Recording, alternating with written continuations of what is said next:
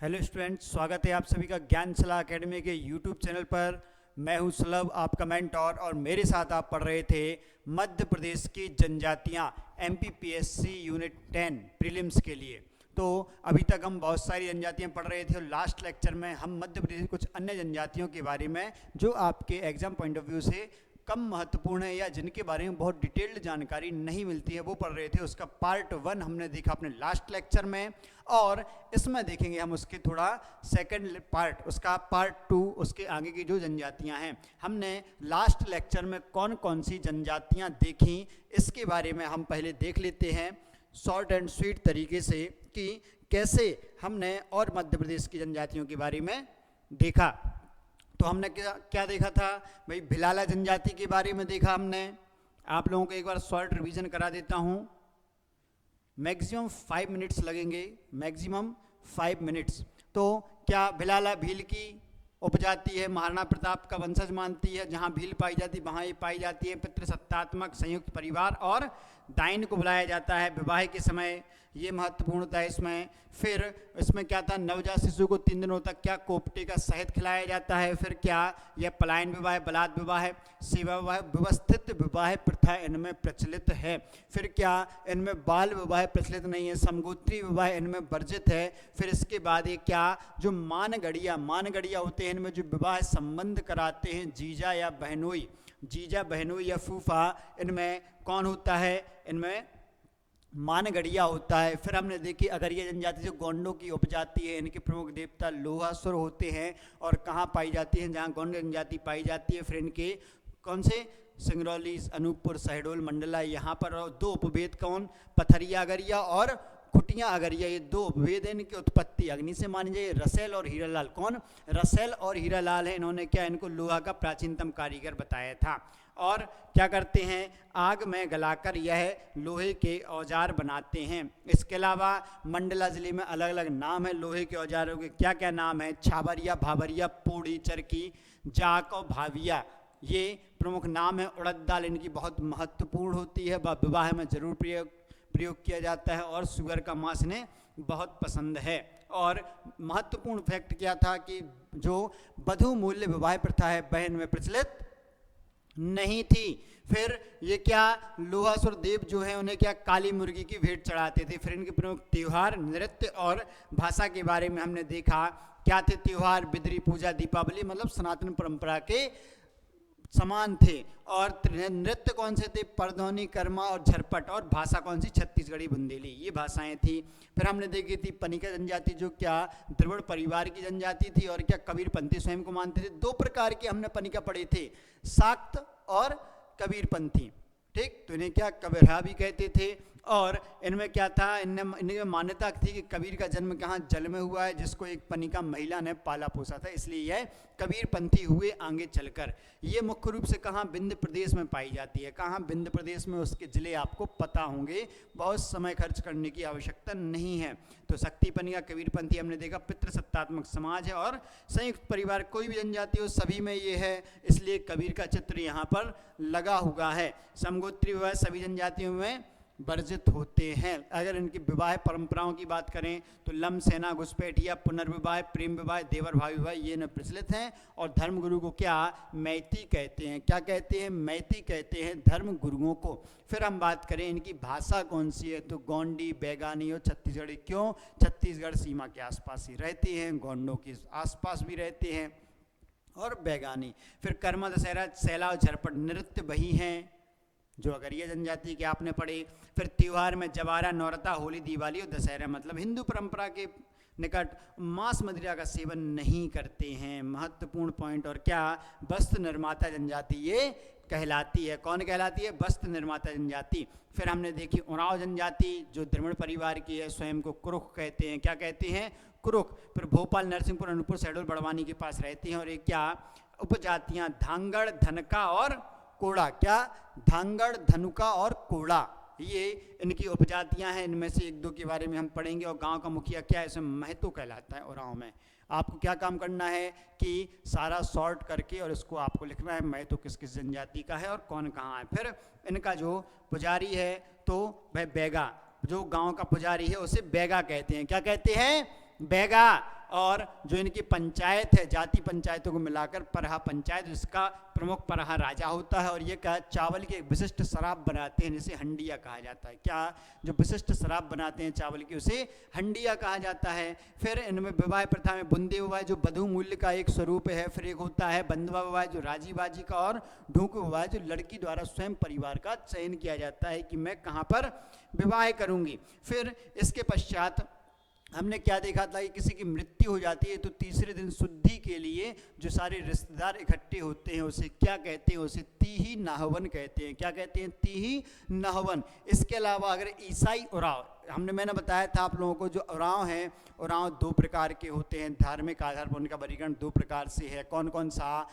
तो ईसाई उराव और हिंदू उराव। तो जो ईसाई उराव हैं उनमें अगर मृत्यु हो जाती है तो मृत्यु के समय पर किसको, मृतक संस्कार के दौरान पादरी को बुलाया जाता है, जो क्या शोक संदेश देता है, साथ ही साथ लोगों को मुक्ति के लिए संदेश भी देता है, जिसे क्या कहते हैं, अंतमलन कहते हैं। उस आत्मा की शांति के लिए जो संदेश देता है उसे अंतमलन कहा जाता है। फिर इनके नृत्यों की हम बात करें तो इनमें क्या सरहुल, घुड़िया, डंडा और कर्मा नृत्य चलते हैं। और प्रमुख त्यौहार भी क्या है?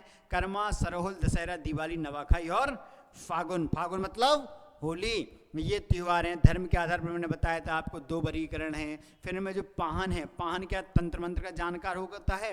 और इनके जो पूजा गृह मंदिर हैं उसे क्या, बगिया कहते हैं। और प्रमुख देवता धर्मेश जो सूर्य देव का स्वरूप है। और युवा गृह कौन सा है? धूमकोरिया या घूमकोरिया। धूमकोरिया इनका क्या है? युवा गृह। फिर हम बात करें बंजारा जनजाति की, ये हमने देखी थी। तो बंजारा जनजाति में क्या था? एक कबीलाई पद्धति की घुमक्कड़, विमुक्त घुमक्कड़ जनजाति है, वर्तमान में स्थायी निवास करने लगी है। और ये क्या, इनका मूल स्थान क्या, राजस्थान था। मध्य प्रदेश में कहाँ? निमाड़ और मालवा में। कहाँ? निमाड़ और मालवा में यह निवास करती है। स्वयं को क्या राजस्थान की है तो किसका वंशज मानेगी? राजपूतों का वंशज। क्या, इनका जो गाँव है वो टांडा कहलाता है। क्या? टांडा। और इनका जो प्रमुख प्रधान होता है उसे नायक कहते हैं। क्या कहते हैं? नायक। फिर हम बात करें कि कौन से धर्म को मानती है तो यह सिख धर्म को मानती है। यह जनजाति और कंघी का प्रथम आविष्कारक माना जाता है। फिर लाखा बंजारा जिनके नाम पर सागर में बहुत बड़ी झील है, उसे वो लाखा बंजारा, बंजारा जनजाति से संबंधित थे।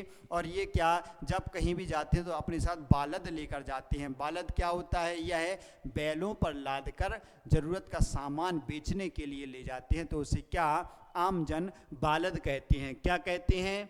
बालद। और जो बंजारा महिलाएं हैं सिर पर क्या राखड़ी या चुंडा बांधती हैं, राखड़ी या चुंडा बांधती हैं। और इनके जो नृत्य हैं दो तो हैं, एक तलवार, एक डंडा बेली, और तीसरा है मछली नृत्य। तीसरा क्या प्रमुख कौन सा है? मछली नृत्य। मछली नृत्य क्या, धार्मिक नृत्य है। यह खुशी के साथ शुरू होता है और दुख के साथ रोते हुए समाप्त हो जाता है। फिर हम बात करें कि भाई कमार जनजाति, हमने बंजारा जनजाति तक लास्ट वीडियो में पढ़ा था।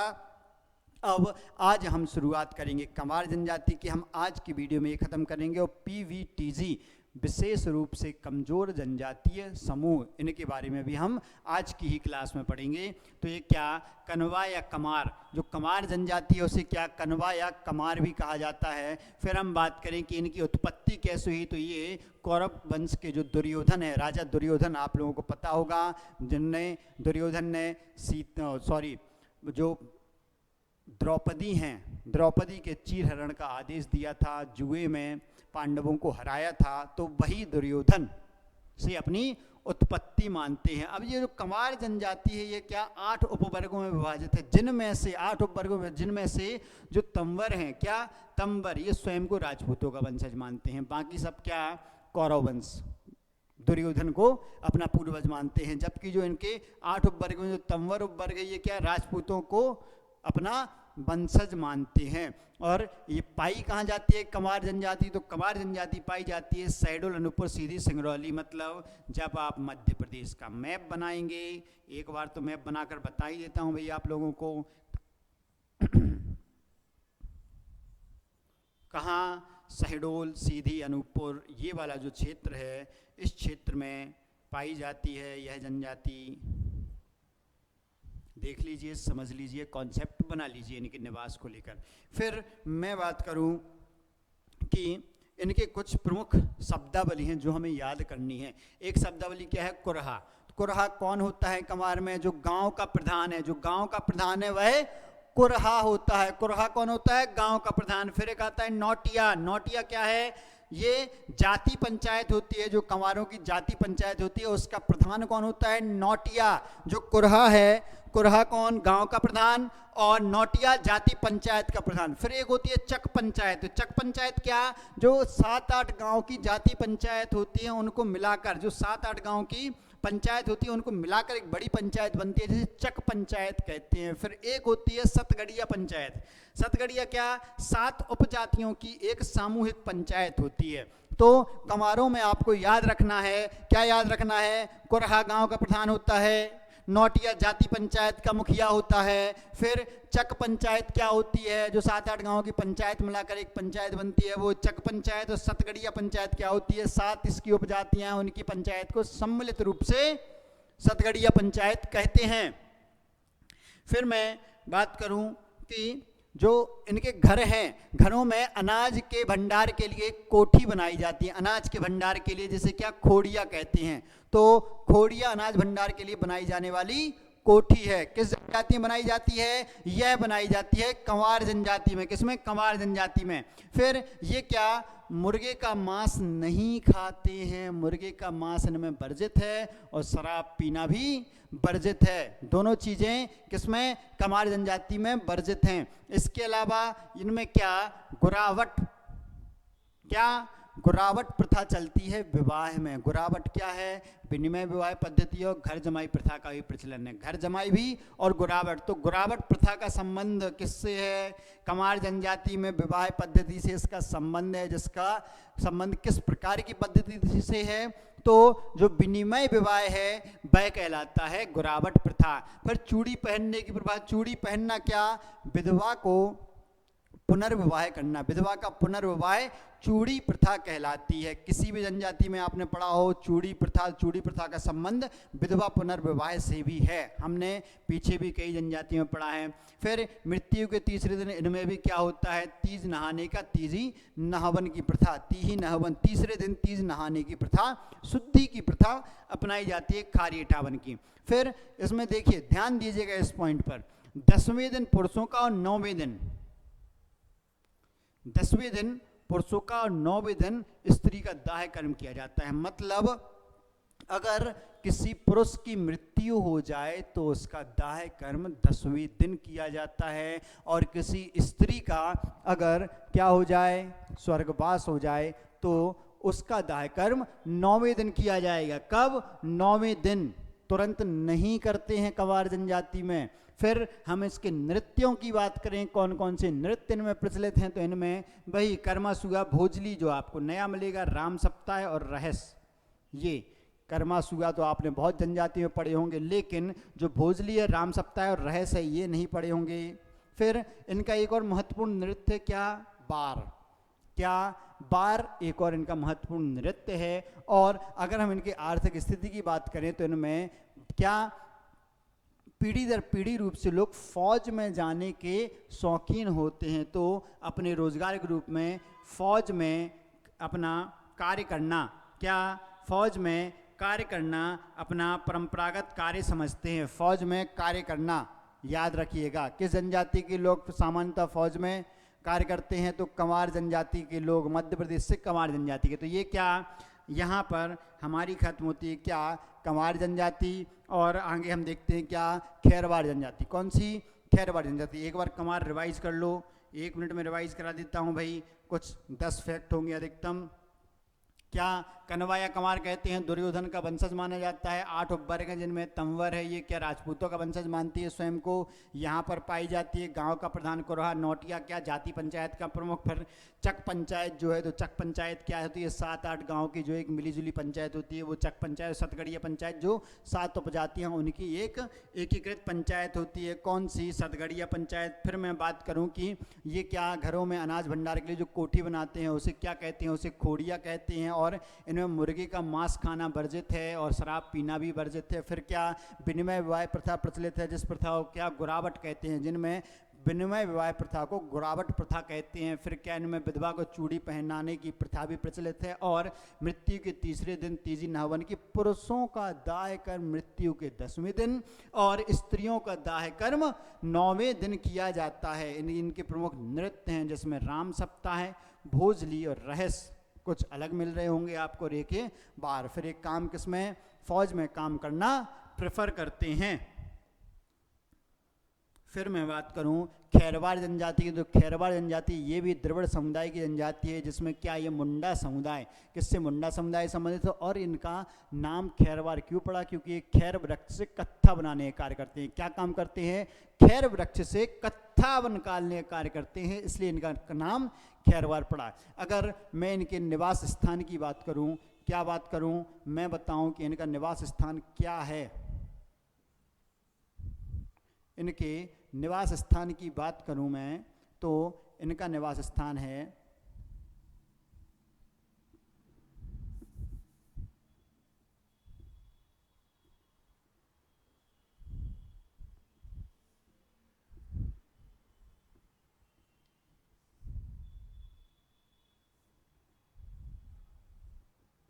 जो इनका निवास स्थान है वो है क्या, वही बघेलखंड वाला एरिया जो सीधी उमरिया शहडोल अनूपपुर एक ये क्षेत्र आ जाएगा। और थोड़ी सी पाई जाती है कहाँ, ग्वालियर क्षेत्र में। थोड़ी सी कहाँ पाई जाती है, ग्वालियर क्षेत्र में। यहाँ पर पाई जाती है कौन सी, खैरवाड़ जनजाति, जिनका नाम खैरवाड़ पड़ा है। खैर की लकड़ी से कत्था बनाने का कार्य करने के कारण खैरवाड़। ये कहाँ पर, कैमूर पहाड़ी में जो खरियागढ़ है, क्या कैमूर पहाड़ी क्षेत्र में खरियागढ़ है, उसे अपना मूल स्थान मानते हैं। क्या मानते हैं, मूल निवास स्थान। फिर मैं बात करूं कि जो एक कौंदार जनजाति है वो है क्या, खैरवाड़ जनजाति का पन्ना छतरपुर में स्थानीय नाम है। जो कौंदार है, कौंदार खैरवाड़ जनजाति को पन्ना छतरपुर में बोला जाता है। तो कौंदार किस जनजाति का स्थानीय नाम है, खैरवाड़ जनजाति का। कहाँ पर, पन्ना छतरपुर में, याद रखिएगा। फिर ये क्या, मंडला और विंध्य क्षेत्र में कत्था निकालने वाले खैरवारों को क्या कहा जाता है, खैरुआ। तो खैरवारों को मंडला और विंध्यन क्षेत्र में क्या बोला जाता है, खैरुआ। क्या बोला जाता है, खैरुआ, याद रखिएगा। फिर इनके हम पंचायत की मुखिया की बात करें तो कौन, महतो माझी। महतो माझी इनकी पंचायत का मुखिया होता है। और हम इनकी उपशाखा कहें कि ये किसकी उपशाखा स्वयं को मानते हैं, तो ये क्या, बिरहोर को। क्या, बिरहोर को। बिरहोर इनकी उपशाखा मानते हैं स्वयं को। जो बिरहोर हैं वो स्वयं को इनकी उपशाखा मानते हैं। और यह क्या, कर्मा नृत्य करते हैं। खैरवाड़ कौन सा नृत्य करते हैं, खैरवाड़ कर्मा नृत्य करते हैं। फिर हम आगे बात करें तो आगे है कौन सी, धनुका जनजाति। कौन सी जनजाति, धनुका जनजाति। जो धनुका जनजाति है इसके बारे में बहुत ज़्यादा डिटेल नहीं मिलती है। हमने जो उरांव जनजाति पढ़ी, उरांव पढ़ी, या जो हमने कौन सी जनजाति पढ़ी, कंवार, बता देता हूँ आप लोगों को। कहाँ से आपको कनेक्ट करना है देख लीजिए।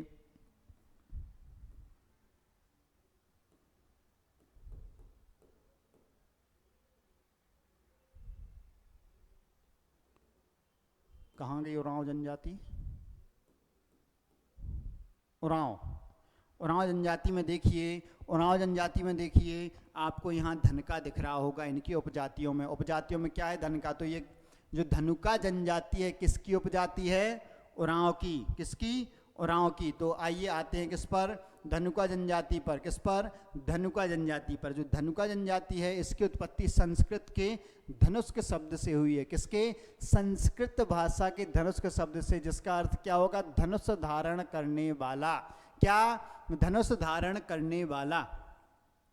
ये मुख्यतः ये जनजाति पाई कहाँ जाती है, तो ये पाई जाती है मध्य भारत पठार और मालवा में, जैसे भिंड, मुरैना, उज्जैन, रतलाम, झाबुआ, इंदौर, सतना, थोड़ी सी रीवा, पन्ना, पठार में भी है। और इनमें क्या, बाल विवाह प्रथा प्रचलित है। और ज़्यादा कुछ इसमें महत्वपूर्ण नहीं है, बस आप इतना याद रखें किसकी, उरांव की उपजाति है और ये धनुष के शब्द से उत्पत्ति हुई है, इस क्षेत्र में पाई जाती है और बाल विवाह प्रथा प्रचलित है इनमें। फिर हम बात करें अगली जनजाति हमारी सौर या सोर। इसे दो प्रकार से बोला जाता है, सौर भी बोला जाता है, सोर भी बोला जाता है। यह जो जनजाति है बुंदेलखंड क्षेत्र में पाई जाती है और मध्य भारत पठार क्षेत्र में। कहाँ, बुंदेलखंड क्षेत्र और मध्य भारत पठार क्षेत्र। तो ये क्या सागर, दमोह, छतरपुर, शिवपुरी, श्योपुर जिले में निवास करती है। और इसके जो ये हैं क्या भवानी की पूजा करते हैं। किसकी पूजा करते हैं? भवानी की, जिन्हें यह दूल्हा देव भी कहते हैं। क्या दूल्हा देव भी कहते हैं भवानी को, याद रखिएगा। फिर अगली जनजाति है हमारी, अगली जनजाति कौन सी है? बिंजवार जनजाति। बिंजवार जनजाति क्या बैगा जनजाति की उपशाखा मानी जाती है। किसकी? बैगा जनजाति की उपशाखा। ये क्या बैगा जनजाति का सबसे विकसित एवं सभ्य वर्ग बिंजवार कहलाता है। सबसे विकसित और सभ्य वर्ग होता है। और ये क्या मध्य प्रदेश की सारी जनजातियां क्या हैं? द्रविड़ियन परिवार की जनजातियां हैं। तो ये तो आपको भी पता है। और जो बिंजवार शब्द है, क्या मैं बात करूं बिंजवार शब्द की, इसकी उत्पत्ति क्या बिंद पहाड़ी क्षेत्र या विंध्यन भाषा से माना जाता है। कहाँ से? विंध्य पहाड़ी क्षेत्र से। फिर यह प्रमुख रूप से कहाँ? छत्तीसगढ़ में पाई जाती है। कहाँ पाई जाती है जनजाति? छत्तीसगढ़ में। लेकिन मध्य प्रदेश के भी कुछ जिलों में पाई जाती है। कहाँ पाई जाती है? बालाघाट, मंडला और डिंडोरी। कहाँ? बालाघाट, मंडला और डिंडोरी, जो छत्तीसगढ़ की बॉर्डर से लगे हुए जिले हैं, वहाँ पर भी पाई जाती हैं। और इनकी उपजातियाँ कौन कौन सी हैं? इस जनजाति की उपजातियाँ बड़े बिंजवार, सोंझरा, बिरजिया, बिंजिया। क्या? बड़े बिंजवार, सोंझरा, बिरजिया और बिंजिया, ये इनकी उपजातियां हैं। फिर हम इनकी मातृभाषा की बात करें तो ये छत्तीसगढ़ क्षेत्र में ज़्यादा पाई जाती हैं। तो इनकी मातृभाषा क्या है?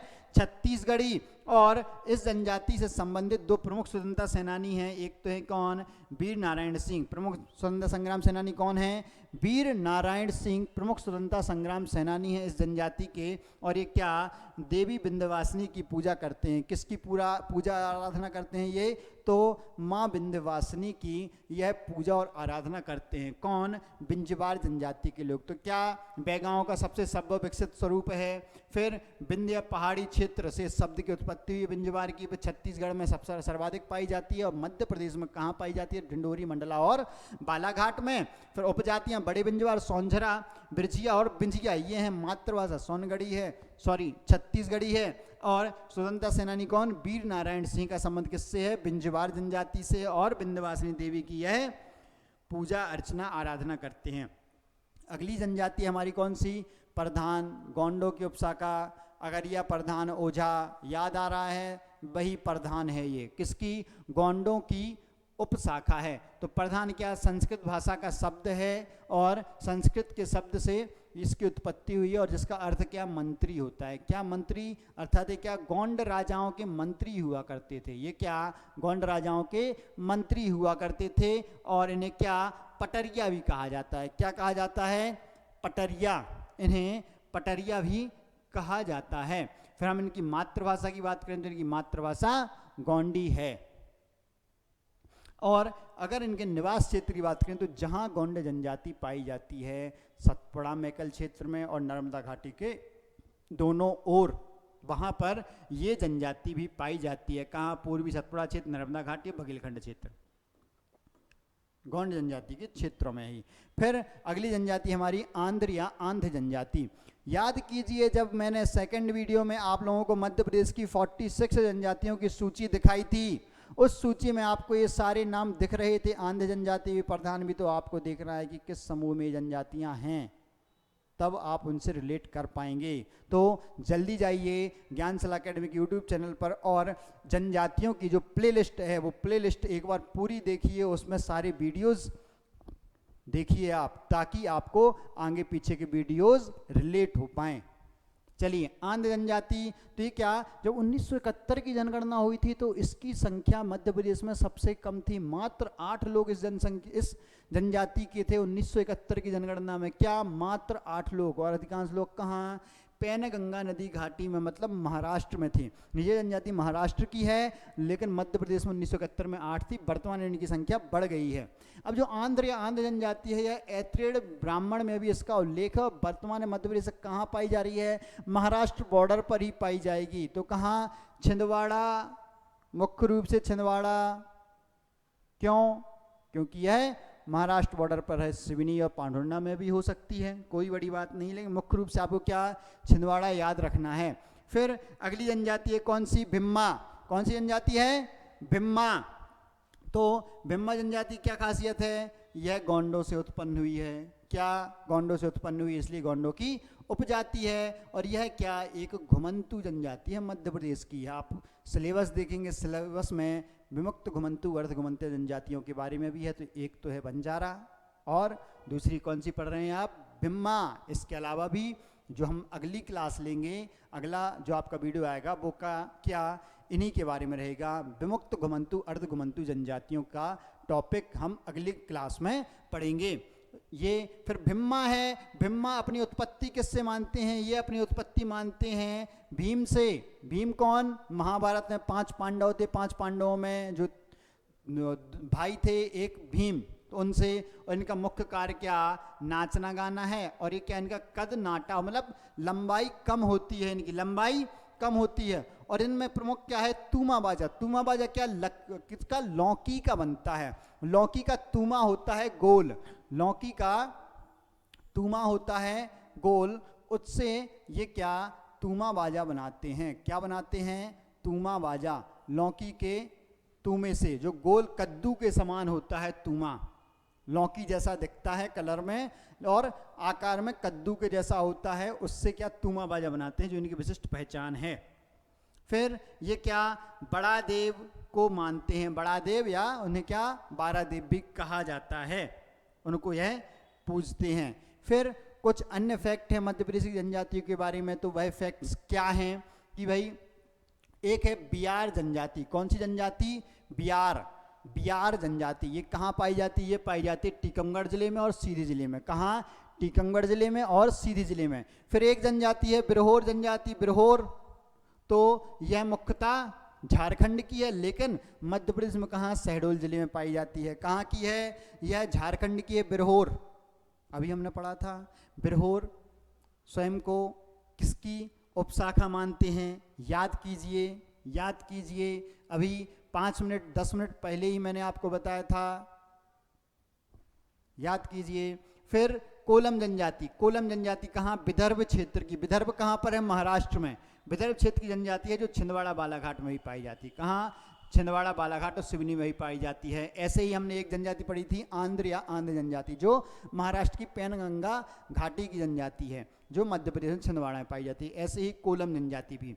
फिर इसके अलावा एक है क्या, कोल जनजाति। कोल जनजाति क्या, कोरबा जनजाति, जो छत्तीसगढ़ में पाई जाती है। मुख्य रूप से कहाँ पाई जाती है, छत्तीसगढ़ में। किसकी उपशाखा है, यह कोलो की उपशाखा है। 2020 MPPSC मेंस का क्वेश्चन पेपर उठा लीजिए, उसमें क्वेश्चन आया था मैयारी 3 मार्कर में। नहीं पता था उस समय कि है क्या भाई मैयारी, बहुत लोगों पे नहीं बना था। तो मैयारी क्या है, मैयारी कोरबा जनजाति की पंचायत है। मैयारी क्या है, कोरबा जनजाति की पंचायत। MPPSC मेंस 2020 में ये क्वेश्चन पूछा जा चुका है। ये कहाँ, छत्तीसगढ़ की सीमा पर, मुख्य रूप से छत्तीसगढ़ में ही निवास करती है। और एक है हलवा जनजाति, महत्वपूर्ण है हलवा जनजाति, जो बालाघाट जिले में निवास करती है। कहाँ पर, बालाघाट जिले में। तो ये हुई क्या, हमारी प्रमुख जनजातियाँ, प्रमुख जनजातियाँ। इसके बाद हम देखें क्या, PVTG, विशेष जनजाति, विशेष पिछड़ी कमजोर जनजातियाँ। एक बार इन जनजातियों को रिवाइज कर लीजिए ध्यान से, 5 मिनट का समय, बस 5 मिनट का। उसके बाद हम PVTG देखेंगे। यहाँ से देखा था कमार जनजाति, तो ये क्या, दुर्योधन से उत्पत्ति कनवा या कमार कहलाते हैं। फिर तंबर, 8 वर्ग हैं जिसमें तंबर है, वे राजपूतों का वंशज मानते हैं स्वयं को। फिर ये क्षेत्र कुरहा, गांव का प्रधान नौटिया कमार की जाति पंचायत का मुखिया होता है। फिर जो चक पंचायत है वो 7-8 गाँव की पंचायत को मिलकर बनती है। और सतगढ़िया पंचायत है, तो 7 उपजातियों की, सतगढ़िया 7 गणों से, 7 उपजातियों से मिलकर बनी पंचायत है। कौन सी, सतगढ़िया। फिर इनमें क्या, घरों में अनाज को रखने के लिए कोठी बनती है, जिसे खोड़िया कहते हैं। मुर्गे का मांस खाना और शराब पीना, मुर्गे का मांस खाना और शराब पीना इनमें वर्जित है। फिर ये क्या, गुराबट प्रथा प्रचलित है, जो विनिमय विवाह से संबंधित है। फिर इसमें क्या, विधवाओं को चूड़ी पहनाने की प्रथा है। और विवाह, मृत्यु के तीसरे दिन क्या, तीज नहाने तीही नहवने की प्रथा। और मिस स्पेसिफिक क्या था, पुरुषों का दाह संस्कार मृत्यु के 10वें दिन और महिलाओं का 9वें दिन। पुरुषों का 10वें दिन, महिलाओं का 9वें दिन किया जाता है। नृत्य क्या, कर्मा सुगा भोजली राम सप्ताह रहस्य। तो भोजली राम सप्ताह और रहस्य किस जनजाति का है, कमार जनजाति का, याद रखिएगा। फिर बार भी इनका का एक महत्वपूर्ण नृत्य और काम कहाँ ये फौज में करते हैं। कहाँ काम करते हैं? फौज में काम करते हैं। अगली एक खेरवाड़ जनजाति मुंडा समुदाय की है, और जो बिरहोर की हमने बात की थी वो क्या? बिरहोर खेरवाड़ जनजाति की। मूल रूप से कहाँ? झारखंड की जनजाति है मुंडा, हो, बिरहोर, ये कहाँ की? झारखंड की जनजातियाँ हैं। खेरवार, खैर वृक्ष से कत्था निकालते हैं इसलिए इनका नाम खेरवार रहा। विंध्य क्षेत्र से इस शब्द की उत्पत्ति हुई है। फिर जो खेरवार जनजाति है मंडला क्षेत्र में खेरुआ कहलाती है। क्या कहलाती है? खेरुआ। पन्ना छतरपुर में क्या कहलाती है? कोंदार। पन्ना छतरपुर में कोंदार। अपना मूल निवास स्थान खरियागढ़ को मानते हैं, और जो पंचायत का मुखिया है वो महतो मांझी कहलाता है। और क्या करते हैं? कर्मान नृत्य करते हैं। फिर धनुका जनजाति, जो धनुष के दया धनुष धारण करने वाले, इसका अर्थ है धनुष का। और बाल विवाह इनमें वर्जित है। क्या वर्जित है? बाल विवाह इनमें वर्जित है। फिर सौर या सौर जनजाति है क्या? मध्य भारत पठार। याद कीजिए जब हमने मध्य प्रदेश जनजातियों वर्गीकरण पढ़ा था तो उत्तर पश्चिमी जनजातियां, उत्तर पश्चिमी में हमने क्या सहरिया और सौर दो जनजातियों के बारे में पढ़ा था, तो ये वही सौर है। तो ये क्या? भवानी की पूजा करते हैं। किसकी? भवानी की, जिसे क्या दूल्हा देव भी कहा जाता है। क्या कहा जाता है? दूल्हा देव। फिर बिंजवार जनजाति तो बैगांव का सबसे विकसित जो उपशाखा है, बैगांव की सबसे विकसित उपजाति है, सबसे विकसित सभ्य तरीके से रहने वाला वर्ग है, वह क्या कहलाता है? बिंजवार द्रविड़ीय परिवार हैं। और ये कहाँ पाई जाती है? तो बालाघाट, मंडला और डिंडोरियम, प्रमुख रूप से छत्तीसगढ़ में, लेकिन मध्य प्रदेश में उनके बॉर्डर वाले जिलों में। फिर इनकी उपजातियाँ बड़े बिंजवार, सोनझरा, बिरजिया और बिंजिया, ये इनकी उपजातियाँ हैं। फिर क्या? वीर नारायण सिंह जो स्वतंत्रता संग्राम सेनानी थे वो बिंजवार जनजाति से संबंधित है, और माँ विंध्यवासिनी की यह पूजा करते हैं। किससे? माँ विंध्यवासिनी की यह पूजा करते हैं। फिर हमने देखी प्रधान जनजाति जो क्या गोंडों के मंत्री हुआ करते थे, और पटरिया इनका अन्य नाम है। क्या? पटरिया इनका अन्य नाम था। फिर हमने देखी कौन सी? आंध्र। आंध्र जो 1971 की गणना में इनकी संख्या मात्र 8 मानी गई थी। पैनगंगा नदी घाटी, कहाँ? पैनगंगा नदी घाटी में इनका निवास। कहाँ? महाराष्ट्र में, मध्य प्रदेश में, कहाँ? छिंदवाड़ा में। और ये क्या? ऐत्रेय ब्राह्मण ग्रंथ में, ऐत्रेय ब्राह्मण ग्रंथ में क्या इनका उल्लेख मिलता है। फिर इसके बाद क्या?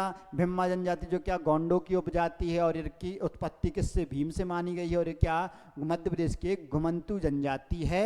नाच गाना इनका प्रमुख कार्य व्यवसाय है। नाटा कद होता है इनका। और पहचान क्या? तूमा बाजा। क्या? तूमा बाजा, लौकी के तूमे से बनने वाला बाजा है इनकी प्रमुख पहचान। फिर और हमने क्या देखा? जो बिहार जनजाति है वह टीकमगढ़ सीधी में। बिरहोर जनजाति मूलतः झारखंड की और मध्य प्रदेश में शहडोल में निवास करती है। कोलम जनजाति जो विदर्भ, नागपुर, महाराष्ट्र की जनजाति है, जो कहाँ? मध्य प्रदेश, छिंदवाड़ा, बालाघाट, सिवनी में पाई जाती है। फिर एक कोरवा जनजाति है जो मूल रूप से छत्तीसगढ़ की जनजाति है, कोलों की उपशाखा है, और मैयारी इनकी पंचायत है। फिर एक देखिए हमने हलवा जनजाति जो क्या बालाघाट जिले में निवास करती है। यहाँ पर हमारी जनजातियों की बेसिक जानकारी तो समाप्त होती है, लेकिन अभी सिलेबस की कुछ एक दो डिटेल ही कि कुछ प्रमुख जनजातियाँ, उनके प्रमुख रीति रिवाज ये हमारे कवर हुए हैं। भौगोलिक विस्तार कवर हो गया, संवैधानिक प्रावधान कवर हो गए।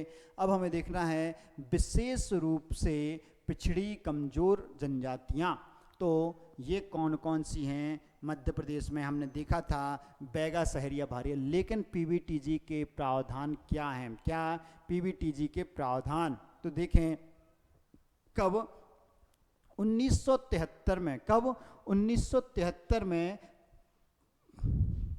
ढेबर आयोग क्या गठित हुआ था? ढेबर आयोग। तो ढेबर आयोग ने क्या एक अलग से अपनी सिफारिश की थी कि आदिम जनजातीय समूहों को एक अलग श्रेणी में वर्गीकृत किया जाए। क्या इन्होंने सलाह दी थी कि जनजातियों के बीच एक समूह ऐसा भी है विभिन्न जनजातियों को जो बहुत ज़्यादा पिछड़ा हुआ है, बहुत ज़्यादा पिछड़ा हुआ है, तो उन्हें अलग से आदिम जनजातीय समूह घोषित कर उनके लिए अलग से योजनाएं चलाई जाए और विशेष ध्यान दिया जाए, उन्हें अलग से वर्गीकृत किया जाए। ढेबर आयोग ने 1973 में सलाह दी थी। याद कीजिए 1961 में 60-61 में ढेबर आयोग का पहला अनुसूचित जनजातीय कल्याण आयोग का गठन किया गया था। यूएन ढेबर की अध्यक्षता में, ये वही ढेबर हैं। तो 1973 में इनकी सिफारिशों को मानते हुए आदिम जनजातियों का एक अलग से ग्रुप, प्रिमिटिव ट्राइबल ग्रुप गठित किया गया। तब इसमें कितनी 1973 में इसमें कितनी 52 ट्राइब्स को शामिल किया गया था। फिर 1993 में, कब? 1993 में इसमें 23 ट्राइब्स और जोड़ी गई, तो इनकी संख्या टोटल कितनी हो गई संख्या? 75। तो भारत में वर्तमान में कितनी पीवीटीजी हैं? मैं पहले ही बता चुका हूं आप लोगों को, 75। कुल जनजातियों की संख्या कितनी है भारत में? अनुसूचित जनजातियां 705, 705। लेकिन अगर मैं बात करूं पीवीटीजी टोटल कितनी है भारत में, तो वो है 75। याद रखिएगा, महत्वपूर्ण डेटा है। फिर 2006 में क्या? पहले इन्होंने क्या?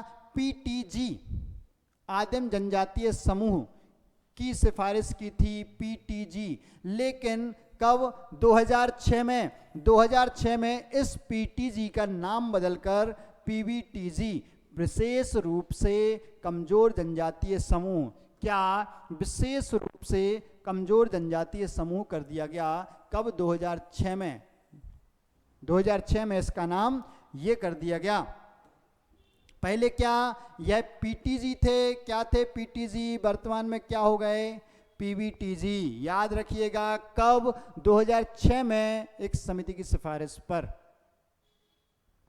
फिर हम आगे देखें क्या है भाई 1975 में अलग श्रेणी के रूप में कमजोर आदिवासी समूहों की पहचान की गई, और 52 समूह। कब? 1973 में सिफारिश, 75 में लागू, और 1993 में 23 और जोड़े, तो ऐसे में 75 हो गया। 2006 में इनका नाम पीवीटीजी कर दिया गया। और जो 75 पीवीटीजी हैं, इनमें सबसे ज़्यादा पीवीटीजी किस राज्य में है? मध्य प्रदेश से 3 हैं, बैगा, सहरिया, भारिया। मध्य प्रदेश से 3 ही जनजातियां पीवीटीजी में शामिल हैं, और सबसे ज़्यादा है उड़ीसा, 13 जनजातियां, और दूसरे नंबर पर आंध्र प्रदेश। आंध्र प्रदेश की 12 जनजातियां पीवीटीजी ग्रुप में शामिल हैं, और उड़ीसा की 13 है। तो सबसे आगे कौन है? उड़ीसा। फिर हम बात करें इनके मापदंड की, मानकों की, या इनकी शर्तों की। किसी जनजाति को पीवीटीजी घोषित करने पर कौन सी शर्तें आवश्यक हैं? तो पहचान हेतु मापदंड क्या? कृषि पूर्व युग की प्रौद्योगिकी का स्तर हो, मतलब बहुत ही प्राचीन पद्धति की कृषि करते हो, ये आदिम संस्कृति की कृषि का। फिर साक्षरता दर बहुत कम हो, इनमें क्या हो? साक्षरता दर बहुत कम हो, और आर्थिक रूप से पिछड़े हों, और इनकी आबादी या तो स्थिर हो या फिर घट रही हो, बढ़ ना रही हो। तो ये 4 मापदंड, ये चारों मापदंड आपको याद करने रहेंगे। क्या क्या हैं? एक तो प्राचीन कृषि पद्धति, साक्षरता बहुत कम हो, फिर आर्थिक पिछड़ापन हो, और आबादी स्थिर हो या घटती दर के साथ, इनकी आबादी घटती दर के साथ बढ़ रही हो। तो इतना याद रखें। पीवीटीजी के बारे में इतने फैक्ट याद कर लें, और इससे बाहर आपको कुछ नहीं आएगा। चलिए, तो आज की क्लास यहीं समाप्त करते हैं। आशा करता हूँ आप लोगों को मेरे साथ पढ़ने में मज़ा आ रहा होगा, और ज्ञानशिला एकेडमी जो आपके लिए free of cost content provide करा रहा है, वो आपको पढ़ने में मज़ा ही आ रहा होगा। तो जुड़े रहिए ज्ञानशिला एकेडमी के यूट्यूब चैनल से। इस चैनल को आप सब्सक्राइब करें, वीडियो को लाइक करें, कमेंट करें, शेयर करें, और नोटिफिकेशन की घंटी ज़रूर बजा लें, ताकि कोई भी नया वीडियो जैसे ही आता है तो आप उसको देख सकें और नोटिफिकेशन आप तक पहुंच जाए। Thank you so much.